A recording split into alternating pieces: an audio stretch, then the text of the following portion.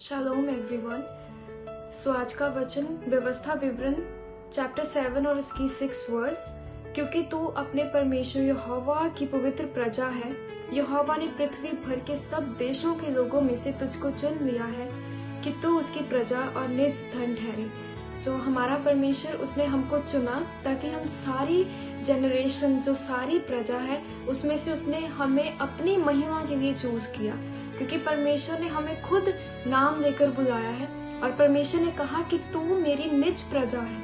अगर हम उसकी निज प्रजा है तो वो सारी ब्लेसिंग्स जो परमेश्वर की है वो हमारी है। और जैसे इसकी 9th वर्स में लिखा है, इसलिए जान रख कि तेरा परमेश्वर यहोवा ही परमेश्वर है, ये विश्वास योग्य ईश्वर है। दैट मीन्स कि वो विश्वास योग्य है।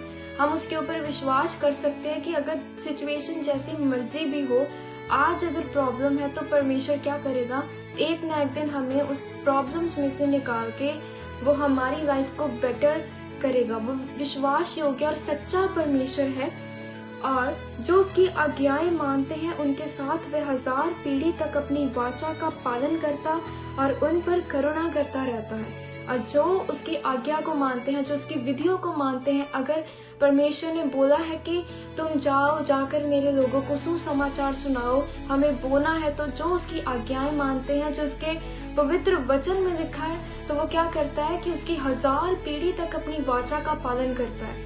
अगर उसने वाचा बांधी है कि मैं तुझे ऊंचा करूंगा, तो वो हमें भी ऊंचा करता है और हमारी 1000 पीढ़ी तक क्या करता है, हमें ऊंचा करता है। वो हमारा जिंदा परमेश्वर है, वही एकमात्र सच्चा और जीवित परमेश्वर है जो मुर्दों में से जिंदा हुआ, जिसके आगे मौत भी कुछ नहीं है। वो जिंदा परमेश्वर है, वो विश्वास योग्य ईश्वर है।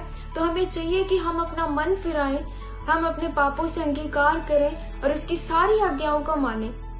अगर आज हम उसकी आज्ञाओं को मानते हैं तो फ्यूचर हमारा बेस्ट होगा और जो हमारे लिए परमेश्वर ने स्वर्ग बनाया है हम उसमें जा सकते हैं। तो इसीलिए परमेश्वर का वचन हमें यही सिखाता है कि वो विश्वास योग्य ईश्वर है और हमें उसकी आज्ञाओं को मानना है ताकि वो हमें भी ब्लेस करे और हमारी जनरेशन्स को भी क्या करे, ब्लेस करे। क्योंकि वो विश्वास योग्य है, वो अपनी वाचा करके कभी उसको तोड़ता नहीं है। हालेलुया।